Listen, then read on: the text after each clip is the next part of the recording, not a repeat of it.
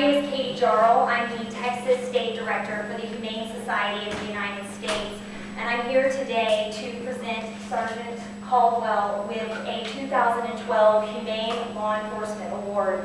We know that he was the very first law enforcement officer in the state of Texas to enforce a brand new cockfighting law in our state that was passed by the Texas legislature in 2011, which banned the breeding of birds with the intent to fight, being a spectator at a cockfight, and possessing cockfighting paraphernalia. Now, at the Humane Society of the United States, we know that time and time again it has been proven that animal cruelty, people who will commit violence against animals, will oftentimes go on to commit violence against human beings.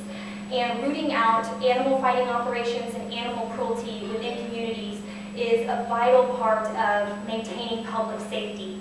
So at the Humane Society of the United States, we know that we are so glad, along with this community and of course the animals, that Sergeant Caldwell is on our side. So saying that, I want to present Joel with his 2012 Law Enforcement Award. I coordinated the effort. It couldn't have been executed without the help of everybody involved, especially the Galveston police officers that went up there with me, Precinct 4 Constable's Office, Constable Jimmy Fullen, Galveston County Sheriff's Department, and Sheriff 4, Captain Benoit, allowing his deputies to go up there and assist with this. Judge Mike Nelson at JP4 was fantastic in understanding the severity of the case and the law when he actually signed the warrants in this deal. Plus the state legislature who made it possible.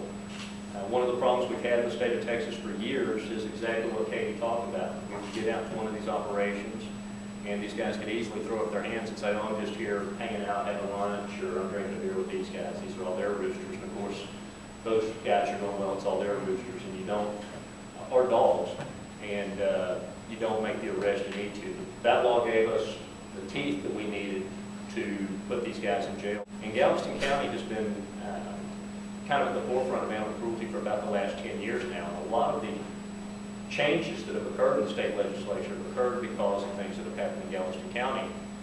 One of the things that we found out through this case is while the state legislature did a very good job of planning and changing the criminal law, they forgot to change the civil law that went along with this case. And unfortunately, we weren't allowed to seize as many of these birds as we would have liked to have seized. So when the legislature goes back into session in 2013, the Humane Society of the United States, the Texas Humane Legislative Network, and other groups like the Houston Humane Society, the Houston SPCA, the Galveston Humane Society, that are concerned with this problem, we're going to go to Austin and we're going to petition the legislature to change the health and safety code to coincide with the penal code so we can have even more success in the future.